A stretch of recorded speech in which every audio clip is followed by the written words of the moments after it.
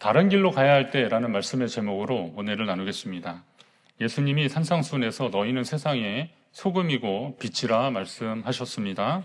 이 말씀은 구원받은 백성으로서 이 땅 가운데 어떻게 살아가야 할지를 말씀하고 있는 겁니다. 소금과 빛으로서 그 사명 감당하라는 겁니다. 그 말씀을 들은 그 당시의 백성뿐만이 아니라 오늘 하나님의 사람들에게도 적용되는 말씀일 것입니다. 하지만 아무리 믿음을 가지고 하나님의 자녀답게 살려고 해도 우리 앞을 가로막는 현실적인 어려움들 그리고 벽을 만나면 참 당황스럽습니다.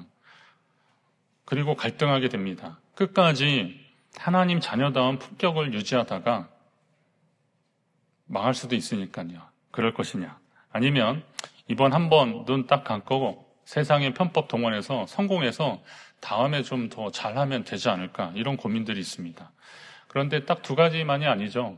우리는 이왕이면 하나님이 좀 이 모든 상황과 형편을 아시고 좀 도우셔서 길을 열어주시고 또 함께 하시면 얼마나 좋을까 이런 것도 기대하게 될 것입니다. 베드로와 요한이 성전 미문 앞에 앉아서 구걸하던 사람을 예수 그리스도 능력의 이름을 선포하면서 그를 고쳤습니다. 주님이 고쳐주신 것이죠. 그런데 이 일 때문에 그들은 붙잡혔습니다. 그 당시에 사람들에게는 예수 그리스도 이름을 선포하는 것은 금기시 됐기 때문에 그렇습니다. 그들에게 대제사장을 비롯한 유대교 지도자들은 다시는 예수의 이름으로 말하거나 가르치지 말라고 엄히 경고합니다. 그렇지만 사도들은 그들의 위협에 굴하지 않고 사실은 좀 적당히 대답하고 풀려나서 눈에 안 띄는 데 가서 복음 전해도 큰 문제는 없을 것 같은데 그들은 베드로와 요한은 그렇게 대답하지 않습니다. 하나님 앞에서 너희의 말을 듣는 것이 하나님의 말씀을 듣는 것보다 옳은가 판단하라. 그러니까 당신들 말을 듣고 그렇게 가만히 포기하는 것보다 하나님 말씀 듣는 거 어떤 것이 더 좋은지를 한번 판단해 보자 이거죠. 우리는 보고 들은 것을 말하지 아니할 수 없다라고 그렇게 진술합니다. 관리들이 백성을 의식하고 사도들을 처벌할 마땅한 방법을 찾지 못해서 그냥 놓아주었기에 망정이지 사실 이 베드로와 요한은 정말 융통성도 없고 고지식한 생명의 위협이 있다는 그런 대답을 한 것입니다. 세상은 이처럼 하나님의 자녀들에게 계속 결단을 촉구하고 있습니다. 세상의 상황들이죠. 세상의 상황들은 우리가 성도로서 이 땅을 살아가면서 만나는 여러 가지 상황들은 우리에게 결단을 촉구하고 있습니다. 여호수아가 백성들에게 너희가 섬길 자를 오늘 택하라 라고 하는 겁니다. 오직 나와 내 집은 여호와를 섬기겠노라 라고 하는 그 말 전에 너희가 섬길 자를 지금 택하라 라고 합니다. 엘리야가 갈멜산 위에서 백성들에게 말합니다. 너희가 어느 때까지 둘 사이에서 머뭇머뭇하려느냐. 만약에 여호와가 하나님이면 그를 따르고 바알이 하나님이면 그를 따르라 라는 겁니다. 지금 바알과 그리고 하나님 그 아하방과 그 선지자들 바알의 선지자들 때문에 온 나라가 지금 바알과 아세라의 천국이 되고 있는 그런 상황에서 지금 이 갈멜산에서 둘 중에 하나를 선택하라 이거예요. 어느 때까지 머뭇머뭇하려느냐라는 겁니다. 이렇게 성령은 말씀이나 하나님의 사람들을 통해서 우리 안에 계속 이런 상황 속에서 어떻게 살지를 선택하라고 말씀하고 있습니다. 여러분의 앞이 가로막힐 때 세상 방법으로 가시겠습니까? 아니면 하나님의 방법을 따르겠습니까? 오늘은 조금 돌아가더라도 하나님이 원하시는 길을 가는 주의 백성들에 관한 말씀을 하려고 합니다. 혹시 여러분의 인생에서 뜻하지 않은 장벽을 만날 때 하나님의 방법을 선택하며 주님과 함께 하시기를 간절히 바랍니다. 하나님의 뜻과 인간의 거절이 만났을 때입니다. 이런 상황들은 다시 말하면 우리가 하나님을 의지하고 믿음으로 살아가면 그 길이 하나님의 뜻인데 이 하나님의 뜻과 인간적인 세상의 방법들이 맞닥뜨릴 때가 분명히 있잖아요. 이때 그것은 거절이라고 볼 수 있는 거거든요. 자, 그러면 어떻게 해야 되는 거죠? 어떻게 해야 되냐 이겁니다. 모세는 가나안 땅으로 가는 길목에 있는 에돔 왕에게 매우 정중하고 구체적으로 요청합니다. 당신의 땅을 지나가게만 해달라. 밭이나 포도원에 들어가지 않고 우물물도 마시지 않겠다. 왕의 큰 길로만 다니겠다. 그 정한 길이 있거든요. 그 길로만 좀 갈 테니까 제발 우리를 그 길로 좀 통과하게 해달라고 그렇게 부탁합니다. 상황도 상황이지만 이런 모세의 요청에서는 굉장히 정중함이 묻어 있습니다. 에돔을 형제 민족이라고 생각해서 그들을 배려하면서 그렇게 부탁하고 있는 겁니다. 성도가 세상에서 가져야 할 배려와 존중의 자세를 모세가 보여주고 있는데요. 산상수훈에서 보면 예수님이 화평케 하는 자를 하나님의 아들이라고 하셨습니다. 자, 성경은 모든 사람과 더불어 화평함과 거룩함을 따르라. 이것이 없으면 아무도 주를 보지 못하리라. 라고까지 화평을 강조했습니다. 자, 화평은 하나님이 우리에게 다가오신 목적이고 또 그 은혜를 경험한 우리가 실천해야 될 삶의 과제가 바로 화평입니다. 샬롬, 이런 인사 많이 하셨죠? 옆에 분하고 한번 하겠습니다. 샬롬. 네, 이거 어디든 다 통하는 인사입니다. 샬롬. 주님의 평화인 겁니다. 이 평화는 말로 하는 평화도 있지만 진짜 삶으로 그것이 이루어지기를 바라는 것 아니겠습니까? 하나님이 우리에게 다가오신 이유가 바로, 목적이 바로 이 샬롬, 이 화평 때문인 겁니다. 그리고 우리는 그 샬롬을 실천하며 살아가야 되는 겁니다. 그렇다면 성도의 이 샬롬을 방해하는 요소들이 무엇인지도 좀 바로 알아야 됩니다. 여러분의 샬롬, 여러분의 평안을 방해하는 요소들이 과연 무엇입니까? 뭐 여러 가지 요소들이 있겠지만 몇 가지 좀 꼽는다면, 무례할 때 우리는 화평이 깨집니다. 운전하시는 분들은 이렇게 가다 보면 방향 지시등 안 켜고 확 들어오는 사람들이 있습니다. 소위 이제 깜빡이도 안 켜고 들어오는 사람들. 어떻습니까, 마음이? 그래서, 욕은 하지 마십시오. 예. 근데 저도 운전하면서 욕은 안 하려고 이제 일찍부터 다짐을 했는데, 그래도 막 화가 나는 순간들이 있더라고요. 그럼 어떻게 해요? 저런 인간이, 저 인간이 막 그렇게. 인간이잖아요. 뭐 동물이 아니잖아요. 그러니까 그냥 욕하는 거예요. 근데, 하다 보면, 정말 어쩔 수 없는 상황에서 들어오는 사람이 있습니다. 좀 미안해하고 주저하면서 막 차라리 빨리 들어와라. 그럴 정도의 사람인데, 어떤 사람은 그냥 아무렇지 않게 확 들어오는 거예요. 얼마나 화가 납니까? 깜빡이 안 켜고 들어오는 거. 무례한 사람들입니다. 자기 감정에 너무 충실해서 상대를 배려하지 않을 때도 우리 깜빡이 안 켠다고 그러잖아요. 그러는 거죠. 그럴 때 우리는 좀 속상하고 마음의 평화가 깨집니다. 그리고 어쩔 때 우리의 평화가 깨지냐면 비교될 때입니다. 비교될 때. 여러분, 엄친아라고 들어보셨죠? 엄마 친구 아들은, 그러면서 막 얘기를 하는 겁니다. 엄친아. 엄마 친구 아들은 뭐 일찍 일어나고 누가 시키지 않은데 공부도 잘하고 막 그런다는 거예요. 자, 그런 이야기를 듣고 어느 자식이 예, 제가 참 부족했네요. 앞으로 좀 더 열심히 하겠습니다. 따라가겠습니다. 이렇게 하는 거 보겠습니까? 예. 어느 영화관과 드라마에서 제가 봤는데요. 엄마 친구 아들 이렇게 자꾸 얘기하니까 엄마도 그런 아들 낳지 왜 나 같은 아들 낳냐고 그러면서 막 그러더라고요. 예. 어떤 녀석은 반대로 엄마 친구 아들 얘기하니까 내 친구 엄마는, 친엄마 얘기하더라는 거예요. 친구 엄마는 그러면서 막 얘기한다는 겁니다. 사실은 누가 비교해서가 아니라 스스로 생각해 봤을 때 내가 비교되면 참 이 평화가 깨지더라고요. 우리 안에 있는 열등감의 덩어리들이 다른 사람과 비교하면서 내가 참 부족한 것까지는 인정하는데, 그런데 이게 어쩔 수 없을 때 막 화가 나는 거죠. 그런데 이렇게 무례하거나 비교되는 거나 이런 거와는 비교할 것도 없이요. 비교한다 그랬는데 비교하면 안 되는데 하여튼 비교될 것도 없이 이 죄의 문제는 우리의 화평을, 우리의 평화를, 우리의 샬롬을 가장 확실하게 깨는 요소 중에 하나입니다. 죄가 있으면 우리는 하나님과의 관계가 깨지는 겁니다. 당연히 이웃과의 관계도 깨지게 마련입니다. 따라서 이 죄의 문제만큼은 바로 해결해야 됩니다.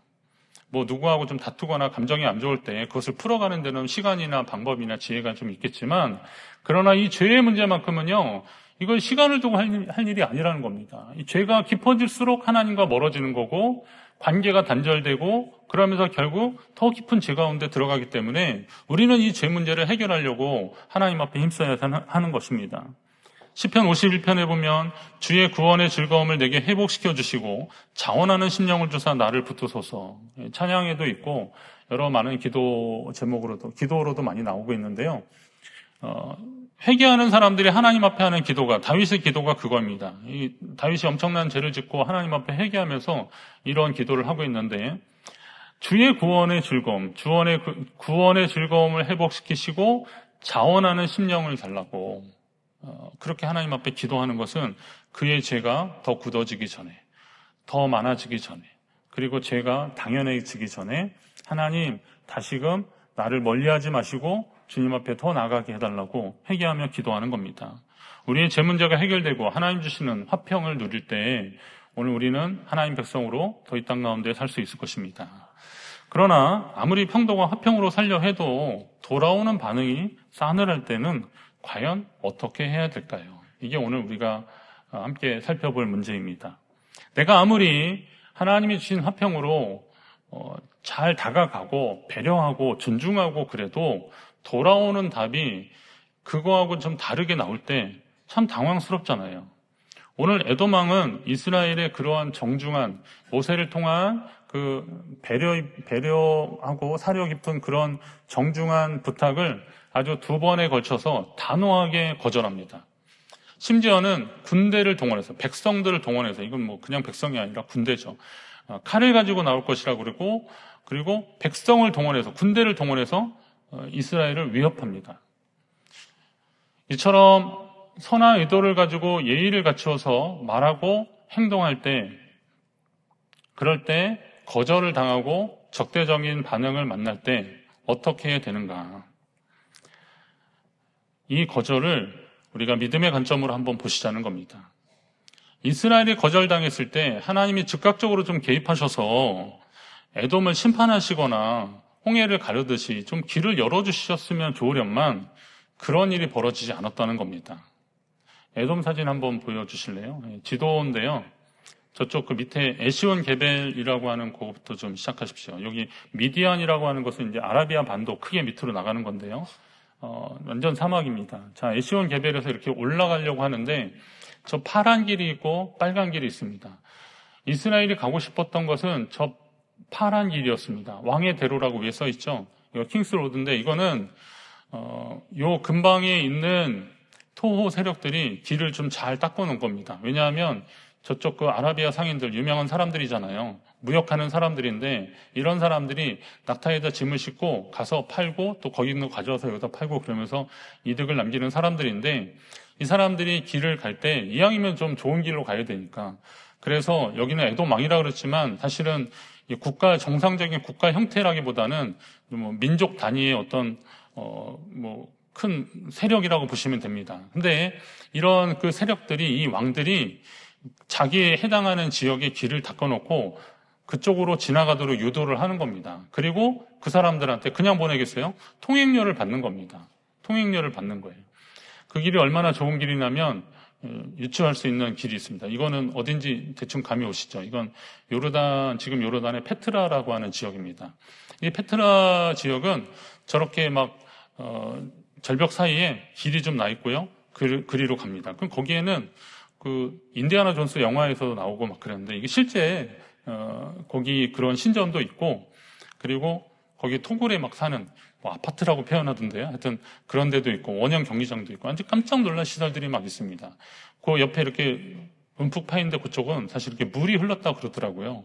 그래서 이런 수로까지 장만해 놓은 이런 시설들이 있었습니다. 그래서 상인들이 이렇게 쭉 지나가서 아까 지도로 다시 보면 저 위에까지 이렇게 잘 갈 수 있도록 하는 파란 길이 있는데 이게 이제 왕의 대로인데 원래는 이 길을 가고 싶었던 것입니다. 그런데 거기 가지 못하게 막아버린 거죠. 그래서 결국은 저쪽 오른쪽 그 사막길이라고 된 거, 광야길이라고 된 그 빨간 길로 갈 수밖에 없는 그런 상황이 지금 이스라엘이 처한 상황입니다. 이스라엘은 에돔과 싸우지 않고 다른 길로 돌아가는 길을 선택했습니다. 이것은 사실 눈앞의 문제를 힘으로 해결하지 않고 하나님의 더 큰 계획을 신뢰하면서 인내하고 순종하는 믿음의 결단인 겁니다. 다툼과 갈등을 피하고 평화의 길을 선택하는 것도 어떻게 보면 영적 승리의 비결입니다. 모세와 이스라엘 백성들의 에돔 왕이 거절했을 때 그들과 맞서지 않고 방향을 돌린 신앙적 이유를 좀 찾으면 우선은 그들이 이 세일산을 중심으로 살고 있는 이 에돔 족속들이 그 이전에 보면 그들의 조상인 야곱의 형제였다는 거죠. 에서의 형제, 에서의 후손들이었다는 겁니다. 그래서 하나님은 그들과 다투지 말라고 하셨습니다. 그들의 형제 국가고 그들과 다투지 말라라고 하셨습니다. 그들의 땅을 침범하지 말라고 하나님이 명령하셨기 때문에 그것에 순종하는 겁니다. 그리고 또 한 가지 보면 그들이 약속의 땅에 들어가는 과정에서 그들이 맞서 싸울 대상들은 이런 에돔이나 이런 사람들이 아니라 가나안의 7 족속들이거든요. 이 가나안의 7 족속들과 싸워서 그들을 쫓아내거나 무찌르면서 진멸하면서까지 하나님이 그렇게 싸우러 가셨지, 아말렉이랑 이렇게 싸운 적이 있긴 했지만 이 사람들은 이스라엘을 이렇게 침략하고 약탈하고 그런 과정에서 싸웠던 거지, 하나님이 그런 싸움의 대상으로 지적해 준 사람들이 아니라는 거죠. 이 말은 다시 말하면 그들의 목적지는 가나안 땅이고, 가나안 땅에 있는 그 이방 족속과는 싸우는 거는 하나님이 허락하시는 거지만, 그 중간에서 이런 어쩌면 형제 민족인 이 에돔과 싸우느라고 소진시키지 말라는 것입니다. 하나님 그렇게 말씀하시는 거죠. 자, 그렇다면 성도가 이런 선한 의지로 세상에서 살려고 해도 거절을 만난다. 그러면 세상에서의 이 거절이 결국 우리 인생의 믿음의 실패를 의미하지는 않는다는 겁니다. 거절의 또 다른 표현은 하나님의 침묵이라고 볼 수 있습니다. 거절, 한번 생각해 보십시오. 우리가 이 땅에서 거절당했다, 세상에 봤을 때 실패했다고 보여지는 그런 상황에서 하나님의 침묵이라고 우리가 이것을 생각해 보면 그때부터 우리의 믿음이 또 달라집니다. 예수님이 십자가에 달려 돌아가셨을 때 신학자들은 그것은 하나님이 침묵하셨다 이렇게 표현을 하는 겁니다. 처음에는 좀 제가 이게 멋있는 표현이다 이렇게 생각하고만 이렇게 들었는데, 제가 말씀을 묵상하고 저도 목회자지만 신앙생활을 하는 사람 아닙니까? 그런 가운데 하나님의 침묵에 대해서 묵상하는데, 이게 그냥 제가 설교 중에 이렇게 단어로 말하는 말이지만 당사자들한테는 이 침묵이라고 이렇게 여겨지기까지는 얼마나 많은 시간들이 필요할까 하는 생각이 들더라고요. 오늘 제가 1, 2부 설교를 하는데 어떤 분이 제게 어떤 상황들을 말씀하시는데, 그 침묵의 시간들, 이거 하나님의 침묵이라고 받아들이는 거, 이거 너무 가혹한 게 아닐까, 이런 정도의 제가 마음이 막 들었는데, 제가 설교를 다른 걸 준비한 게 없어가지고 결국 이렇게 말씀을 드리는 거예요. 근데 설교 준비 과정에서 하나님이 그런 마음을 주셨다면 오늘 성도들에게도 하나님 주시는 말씀이라고 생각하고 말씀을 드리는 겁니다. 인생에 있어서의 실패나 거절의 다른 표현은 하나님의 침묵입니다. 하나님의 백성이 어떤 선택을 할지 지켜보시는 하나님의 침묵이라고 보셔야 됩니다. 그 어려운 상황에서 하나님이 침묵하실 때 과연 그는 어떤 선택을 할까? 하나님이 보신다는 거죠. 따라서 거절이라는 상황에서 우리는 믿음과 지혜의 결정을 더 잘해야 됩니다. 이스라엘의 목적지는 가나안이었습니다. 그들은 에돔과 싸우려고 애굽에서 나온 것이 아닙니다. 마찬가지로 은혜로 구원받은 성도는 불필요한 곳에 영적으로 소진해서는 안 되는 겁니다. 사도 바울은 우리의 씨름은 혈과 육에 관한 것이 우리의 씨름은 혈과 육을 상대하는 것이 아니다 그랬습니다. 혈과 육을 상대하는 것은 우리 눈에 보여지는 그런 싸움이 아니라는 거예요. 통치자들과 권세들과 이 어둠의 세상 주관자들과 하늘에 있는 악의 영들에 대함이다라고 그렇게 선포하고 있습니다. 이 땅에서 우리가 살면서 우리의 대적은 우리 눈에 보이는 형제와 자매가 아니라는 겁니다. 성도의 믿음을 위협하고 공동체를 파괴하고 복음을 가로막는 대적, 이 영적인 세력들을 우리가 맞서야 되는데, 당장의 눈앞에 보이는 어쩌면 악운과 같은 그런 형제와 자매를 티격태격하느라 하나님이 우리에게 더 분명한 목표를 주셨는데도 그걸 바라보지 못해서야 되겠냐라는 겁니다. 지금 여러분이 가는 길이 주님이 원하시는 길이 맞고 주님이 동행하는 길이 되기를 주님의 이름으로 축원합니다. 이렇게 주님의 길이 확실한데 혹시 그 길이 막혔다면 하나님은 우리를 위해서 예비해 놓지 않으셨을까요? 찬양에 보면 나는 믿네라는 찬양에 내 앞에 바다가 갈라지지 않으면 주가 나로 바다 위 걷게 하리. 이 찬양 제가 한번 부른 적도 있고 그리고 한번 또 말씀드린 적이 있는데요. 내 앞에 바다가 갈라지기를 바랬는데 그러지 않았다면, 내가 변함없이 하나님을 신뢰하면 하나님은 나로 하여금 그 위를 걷게도 하시는 분이 하나님이시라는 거죠. 그러니까 그 하나님을 끝까지 의지하고 믿음으로 붙잡고 나아가야 한다는 겁니다. 당장은 이해할 수 없는 고난과 막힘, 거절 속에서도 하나님께서는 더 좋은 길, 더 안전한 길로 우리를 인도하고 계심을 믿고 신뢰하며 나아가는 자세가 필요합니다. 이 경험은 이스라엘 백성들을 더욱 단단하게 만드는 훈련의 과정입니다. 우리 한번 따라할까요? 하나님은 실패하지 않으신다. 하나님은 실패하지 않으십니다. 예수님이 잡히시던 날 밤에 제자 중에 하나가 칼을 빼서 제사장의 하인의 귀를 자릅니다. 그런데 예수님이 그 칼을 도로 칼집에 꽂으라고 그렇게 말씀하십니다. 그러면서 너는 내가 아버지께 구하여 지금 12군단 더 되는 천사를 보내시게 할 수 없는 줄로 아느냐. 하나님이 지금 능력이 없어서 천군 천사 동원하실 능력이 없어서 지금 이러고 계시는 것 같으냐? 그거 아니다라는 겁니다. 천군 천사를 동원해서 잡으러 온 무리를 멸하실 수도 있었겠지만 예수님은 하나님의 구원 계획을 이루시기 위해서 자신을 그들에게 내어주고 계십니다. 죽기까지 순종하셨습니다. 지금 우리 눈에 보이는 것들로는 확실히 자신할 수 없을 것 같겠지만 그러나 완전하신 주님 안에 있다면 그 길이 가장 정확한 길이 될 것이고 또 우리를 인도하는 길이 될 것입니다. 여러분이 약속의 땅으로 가는 그 길을 포기하지 마시고 끝까지 걸어가시기를 간절히 바랍니다. 사실 이스라엘 백성들이 만난 에돔의 거절은 어떻게 보면 자업자득과 같은 그런 상황입니다. 그들이 하나님이 예비하신 길을 가지 않은 결과 중에 하나이기 때문에 그렇습니다. 아까 처음 지도 다시 보여주실래요? 제가 오른쪽만 얘기했는데 사실 왼쪽을 좀 보시면 그 바란광야 그 위쪽에 여기 카데시 바네아 그랬는데 가데스 바네아입니다.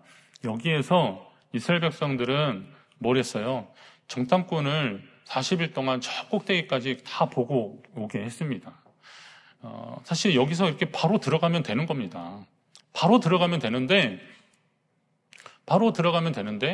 정탐꾼을 보내고 온 사람들의 보고는 여호수아 갈렙 빼고는 저들에 비하면 우리는 메뚜기 같다. 이렇게 말하면서 우리 다 죽게 됐다. 그러니까 백성들이 하나님을 원망하면서 밤새 울부짖는 겁니다. 우리가 죽을 데가 없어서 여기에서 다 광야에서 죽게 되었다고 막 그러는 겁니다.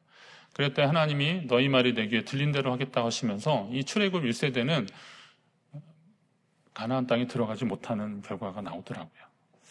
자, 그래서 그들은 결국은 아까 보면 그래가 바로 올라갈 수도 있었는데 돌아가게 된 겁니다. 돌아가게 된 거죠. 그 일로 이스라엘이 하나님이 원래 예비하신 길이 아닌 다른 길로 돌아오게 됐는데 그런데 하나님은 그 백성을 포기하지 않으시더라고요. 끝까지 붙으시고 또 이렇게 말씀하시고 그리고 인도하시는 손길을 볼 수 있습니다. 하나님이 이렇게 하신다는데 우리가 하나님을 포기해서야 되겠습니까? 여기서 알 수 있는 것은 성도가 믿음의 길을 갈 때 만나는 반대와 장애 때문에 좌절하거나 낙심하는 이유는 그들이 소망 가운데 거하지 않았기 때문에 그렇습니다. 어디로 가야 할지 방황하는 거 그것은 목표를 잃었기 때문입니다. 시편 42편에 보면 내 영혼아 내가 어찌하여 낙심하며 어찌하여 내 속에서 불안해하는가. 시편에 이런 찬양 가사들 굉장히 많이 나옵니다. 내 영혼아 내가 어찌하여 낙심하며 어찌하여 내 속에서 불안해하는가. 너는 하나님께 소망을 두라. 그가 나타나 도우심으로 말미암아 내가 여전히 찬송하리로다. 하나님께 소망을 두는 사람들, 낙심하지 않고 절망하지 않고 하나님 앞에 소망을 두는 사람들에게 하나님이 도우시고 함께 하시겠다고 약속하고 계신 겁니다.